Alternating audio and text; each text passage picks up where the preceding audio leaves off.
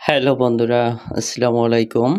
প্রথমে সবার উদ্দেশ্যে একটি কথা বলি, যারা বাংলাদেশের সেরা প্যানেল মনে করে সুপারস্টার প্যানেল কেনার জন্য অতি আগ্রহী, তারা একটু কষ্ট করে এই ভিডিওটি দেখবেন এবং দেখার পর সিদ্ধান্ত নেবেন আপনার জন্য কোন প্যানেলটি উপযোগী হবে। আবারও আসলাম আরও একটি পুরাতন প্যানেলে লোড টেস্ট পরীক্ষা করতে, তবে এটি খুব বেশি পুরাতন প্যানেল নয়। এটি প্রায় 4 বছর আগের কেনা সুপারস্টার কোম্পানির 50 ওয়াটের একটি প্যানেল। সুপারস্টার বাংলাদেশের সবচেয়ে জনপ্রিয় একটি প্যানেল। আজকে দেখব 25 বছরের গ্যারান্টি দেওয়া প্যানেলের 4 বছর পর আউটপুটের কী অবস্থা।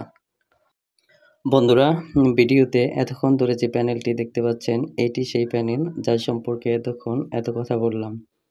এবার চলুন দেখা যাক লোডে এর আউটপুটের কী অবস্থা।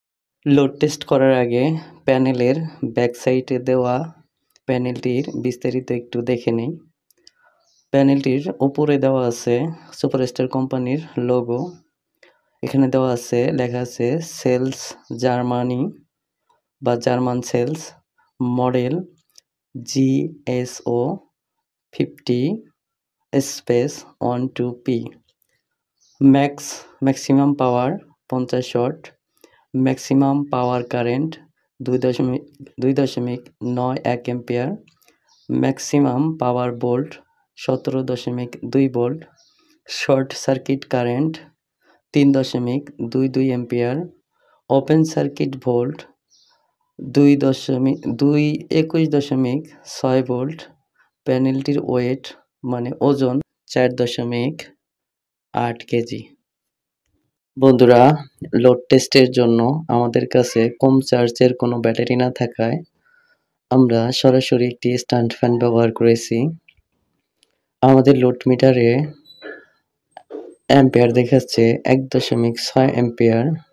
লোডে ভোল্ট ড্রপ করে 15.18 ভোল্ট দেখাচ্ছে এবং মোট ওয়াট দেখাচ্ছে 24.1 ওয়াট। বন্ধুরা, ডিসি কেবল কাছে না থাকায় লোড টেস্টের জন্য 1 ফিট এসি কেবল ব্যবহার করা হয়েছে। আমরা প্যানেলটির খুব কাছ থেকে মানে আধা গজেরও কম তার ব্যবহার করেছি, যাতে আউটপুটে সর্বোচ্চ লেভেলের পাওয়া যায়। তবে আমরা আউটপুট পেলাম 24 ওয়াট। রোদ মোটামুটি ভালোই ছিল, প্যানেল টেম্পারেচারও কম ছিল। রোদের তীব্রতা বাড়লে হয়তো এর আউটপুট আরও একটু বাড়বে। বন্ধুরা, পরবর্তী ভিডিওটি আসবে জেনেটিক 100 ওয়াট নতুন প্যানেলের লোড টেস্ট নিয়ে। ভিডিওটি দেখার জন্য আমার এই ক্ষুদ্র চ্যানেলটি সাবস্ক্রাইব করুন এবং আমাকে ভিন্ন ভিন্ন কোম্পানির প্যানেলের লোড টেস্ট নিয়ে আসতে উৎসাহিত করুন। আজকের মতো এখানেই ভিডিওটি শেষ করলাম।